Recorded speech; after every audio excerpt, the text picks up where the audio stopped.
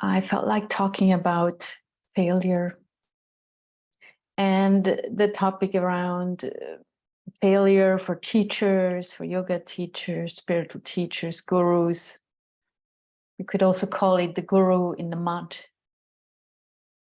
the imperfect teacher, and how to go about when you feel like you failed or feeling like a failure. And these days, I've had this feeling coming up within me.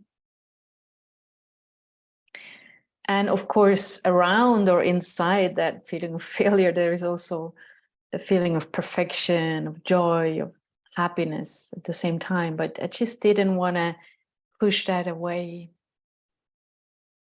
And the failure, or what came up for me, was on one hand some physical issues, some health issues that accumulate.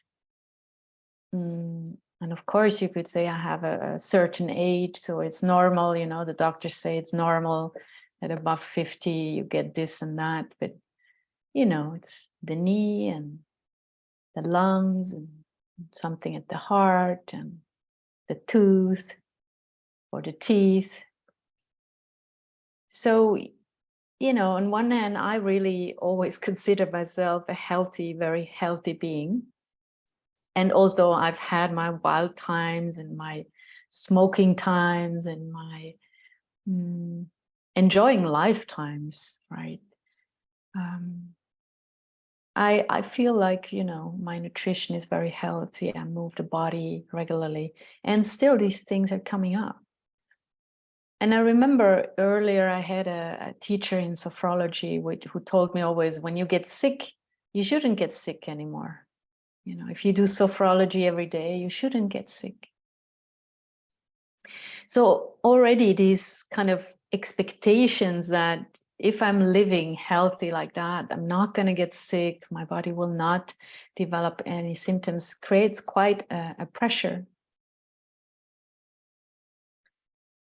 And I found myself to really have to be careful to not, on one hand, judge myself around that. Also, on the other hand, find that middle way between what the doctors, the medical doctors say through their lens, what I should do and what I should take, and then also listen to the intuitive voices within me, around me, and also of course, listen to doctors who have a lot of experience in health medicine and in complementary medicine and herbal medicine.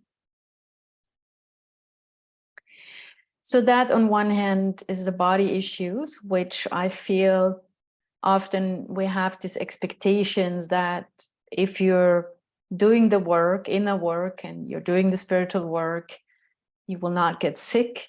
And that's often not the case. In fact, one of my great teachers that I had, he died suddenly of a cancer. So yeah, just to maybe speak a little bit about these, you know, things where we maybe tend to idealize or have a certain idea how the life should develop. And on the other hand, what fed this feeling of failure was I was reading a book of Thich Nhat Hanh, who I love a lot. I was also with him in Plum Village once. And it's beautiful what he describes in his book Zen and how to create more peace in the world. But I came across this community building chapter where he speaks about how you should always speak compassionately to people. And of course, with me, all these times came where I didn't do it or where I failed to speak like that. And then he speaks about how you should give up, not should, but like they live like this, like they share all the possessions and you give up in a way what you possess as an individual. And, you know, how to share all that. So, you know, I had thoughts, well, do I share enough? And would I be ready to give up all the wealth or all what I have, and I had to say no. And I even had at the time the quest if I should go live there. So these questions came already then. And then the whole community building aspect, you know, am I giving enough? Am I here for everybody else? Do I do enough for community building? Do I do enough for the earth? Do I do enough for spirituality? Am I a good enough teacher? Am I giving enough, or am I taking too much? So all these questions came up, and, you know, in the end, I just had to say, no, I mean, I cannot meet up all these points, you know, which I feel as values are very valid, and I would love to be that human being, but I am not. And I adore people like Thich Nhat Hanh or Dalai Lama who have these values, but I have to also realize that, you know, I do all these things to a certain degree, but maybe not in the full amount that they do.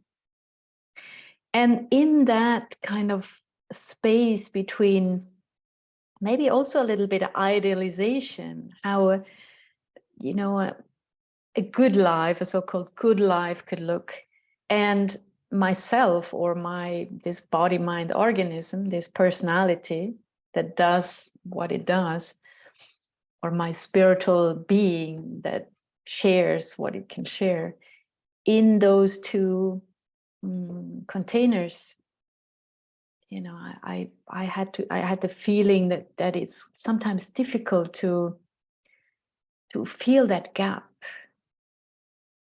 And in that gap was this feeling of failure in a way, you know, thoughts like, where did I not give enough? Where did I not share enough? Where was I not there for somebody? And of course, these states or thoughts of failure, they pass again, but I just wanted to give it voice, because I feel, especially in the spiritual world, we don't speak so much about this topic of failure, these feelings, deep feelings of, you know, I'm still not good enough. I did all this work, and, you know, there's so much more to do, and here I am. And is that enough? Or can I live with seeing that there's other people that do much more for the world, or have a much bigger audience, or just are much more authentic or congruent in their being, and I'm still on the path? So in a way, as I'm speaking, I realize it's also good to own that, to own it to myself, that, yeah, somehow an opening has taken place. Somehow there's something that I can offer here, but on the other hand, I'm still a very imperfect being, and still a little human being walking its life and having self-doubts, and taking them also as motivation to even get a better human being, or to, you know, be more sharing, more peaceful in the way I express. But I feel this topic of failure on the path, especially in the spiritual world, is an important topic to talk about, because it can easily happen that I idealize this Thich Nhat Hanh or this teacher you might have, and you think, well, they have it, they do it right, I can still not do as they do. And out of that can come a deep sense of unworthiness again. Whereas in the end, we could just say each human being does as they can, or does as the godly plan is working through them, and value what we can do instead of seeing what we can't do yet.